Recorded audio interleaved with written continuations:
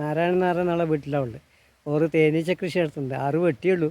പക്ഷേ ഞാൻ പണ്ട് ഇങ്ങനെ തേനീച്ച വളർത്തിയോണ്ട് എനിക്കൊരു ചെറിയ ആഗ്രഹം നാരായണനായിട്ട് പരിചയപ്പെടലാണ്. അപ്പോൾ അതിന് പെട്ടിയുണ്ട്. പെട്ടി തുറന്നിട്ട് ഈച്ചേനെ നമുക്ക് കാണാം. അതിലേക്ക് പെട്ടി തുറക്കാൻ പോവുക. തേൻ കൃഷി ചെയ്യാൻ തുടങ്ങിയിട്ട് എത്ര കാലമായി? നമ്മൾ 3-4 വർഷമായി. 3-4 വർഷമായി അല്ലേ? എത്ര വെട്ടിയുണ്ട് ഇപ്പോൾ? ഇപ്പോൾ 6-7 വെട്ടിയുണ്ട്. 7 വെട്ടിയുണ്ട്. അപ്പോൾ ആകെ 7 വെട്ടി വെച്ചിട്ട് കഴിഞ്ഞ പ്രാവശ്യം 6 ഉണ്ടായിരുന്നു. ഈ പ്രാവശ്യം ഇതെങ്ങനെ നിങ്ങൾ ഇവർ സബ്സിഡി മുഖാന്തരം കിട്ടിയതാണ്? ഇത് സബ്സിഡി ഒന്നുമില്ല, സ്വന്തമായിട്ട് നിങ്ങൾ വിശാലമായ തേനീച്ച കൃഷി നടത്തിക്കൂടെ? നടത്തണം നോക്കിയിട്ട് ഇത് കുറച്ച് ഇതാക്കിയിട്ട് നടത്താൻ. അത് കൂടുതൽ വികസിപ്പിക്കാൻ കഴിഞ്ഞില്ല, ആക്കിയില്ല. പിന്നെ നമ്മൾ സ്വന്തം ആവശ്യത്തിന് അങ്ങനെ കൊടുക്കാനൊന്നും ആക്കില്ല, അവനവൻ്റെ ആവശ്യത്തിന് മാത്രം നിങ്ങൾ അല്ലേ? അപ്പോൾ നിനക്ക് നമുക്ക് ഒരു പെട്ടി തുറന്നിട്ട് ഈച്ചേന്ന് കാണിച്ചു തരുമോ? എത്ര തട്ടുണ്ട് ഇപ്പോൾ? ഇപ്പം ഇതിന് 2 തട്ട്. 2 തട്ട് അല്ലേ?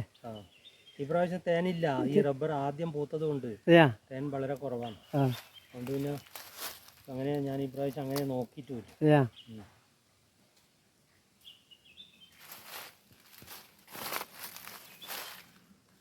നാരട്ടെ ഇങ്ങനെ സ്വന്തമായിട്ടെല്ലാം ഈച്ചേനെല്ലാം പിടിച്ച് സ്വന്തമായിട്ട് റാണീനെ വിരിപ്പിച്ച് പെട്ടിയെല്ലാം മാറ്റുന്ന ഇതെല്ലാം പഠിച്ചാ? എല്ലാം കുറേശ്ശെ നല്ല ശരിക്കും പഠിച്ചില്ല, എന്നാലും കുറേശ്ശെ ചെറിയ തോതിലെല്ലാം. നിങ്ങൾക്ക് ഈ 6 വെട്ടിൽ എത്ര തേൻ കിട്ടിയതിനും ഇപ്പോൾ ഏകദേശം എത്ര തേൻ കിട്ടും? ഈ പ്രാവശ്യം കഴിഞ്ഞ പ്രാവശ്യം ഒരു 10-30 ഉപ്പിൽ ജാസ്തി കിട്ടി. 30 ഉപ്പിൽ ജാസ്തി കിട്ടി അതെയാ? അങ്ങനെ റബ്ബറിന് തേനെല്ലാം ഇല്ലാത്തതുകൊണ്ട്, തേൻ കുറവായതുകൊണ്ട് ഒരു 10-15 ഉപ്പിയെ കിട്ടിയിട്ടുണ്ട്. റാണീനെല്ലാം ശരിക്ക് വേർതിരിക്കാൻ അറിയാം? റാണീനെല്ലാം അറിയാം. അപ്പോൾ തേൻ കുറവാന്നല്ലേ? അതാണ് കാലാവസ്ഥന്റെ അറിയാമായിരിക്കും അല്ലേ? ശരിയാ. ഇപ്രാവശ്യം ആദ്യം റബ്ബർ നമ്മള് ഈച്ചേനെ പിടിച്ച് സെറ്റാകുന്നതിന് മുമ്പിൽ റബ്ബറെല്ലാം പൂത്തുപോയി. വളരെ വിഷമാണല്ലോ. കഴിഞ്ഞ പ്രാവശ്യം അടയിലൊന്നും തേനൊന്നും ഇല്ലല്ലോ. തേനൊന്നും വെച്ചിട്ട് വളരെ കുറവാണ്. ഈച്ച വർധനവുമില്ല, കുറവാണ്. ഈ പ്രാവശ്യം എന്തോ ഈച്ചക്ക് എന്തോ ചെറിയ അതുകൊണ്ടാണ് പറ്റിയത്. നാനാട്ടിലെല്ലാം കുത്തെല്ലാം കൊണ്ടിരുന്നാ? കുത്തെല്ലാം കുറെല്ലാം കൊള്ളൂല്ലേ? അപ്പൊ സംവിധാനമൊന്നുമില്ല കുത്തുന്നതിന്? ഉണ്ടല്ലേ? ഇടുന്നത് തലയിലിടുന്നത് എല്ലാം ഉണ്ടല്ലേ?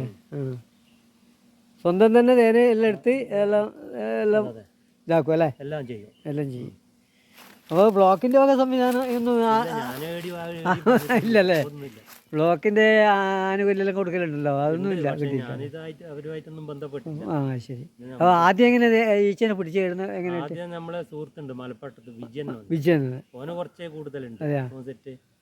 അപ്പോൾ ഓൻ ഇങ്ങനെ പറഞ്ഞു, നിങ്ങൾ തുടങ്ങുന്നുണ്ടെങ്കിൽ നമ്മളെല്ലാം സൗകര്യം ചെയ്തു തരാം.